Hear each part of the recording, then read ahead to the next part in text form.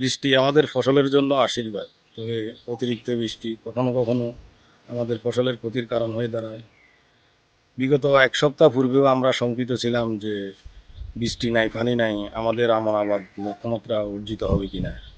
অথচ বিগত ৩ দিন যাবৎ অতিরিক্ত বৃষ্টিপাতের কারণে এখন আমাদের মাঠের ফসল পানিতে নিমজ্জিত। তো চলমান মৌসুমে আমাদের ৮১,৫০০ হেক্টর আমন আবাদ করার আমাদের লক্ষ্যমাত্রা ছিল। ইতিমধ্যে আমাদের ১০,০০০ হেক্টর আমন আবাদ হয়েছে।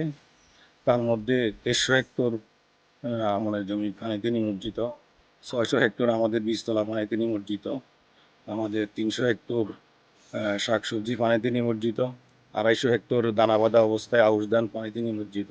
৩৫ কেজি ধান বানিয়েছি, 8 ঘন্টা রুকছি, আর বাকিগুলো খলাত রয়েছে। যেগুলো রুকছি এগুলোরও গ্যারান্টি নেই, এগুলো পানির তলে এক মাজা। আর বাকিগুলো তো এবার খলাতে যে সব মুচি গেছে। মানে এটাতে আমি কি করবো, আমার অনেক টাকায় লস হয়েছে। আমি নিজেও খাচ্ছি আর মানে আমরা আমার জমি 10 গুণ্ঠ আছে। আমি রোপণ দিছি ধান। এখন পানি হয়ে এক বুক হয়ে গেছে। এখন আমার অনেক টাকা লস হয়েছে। এই আমাদের ওখানে আমি কি করি মিটিয়ে আমি দিস পাইতেছি না।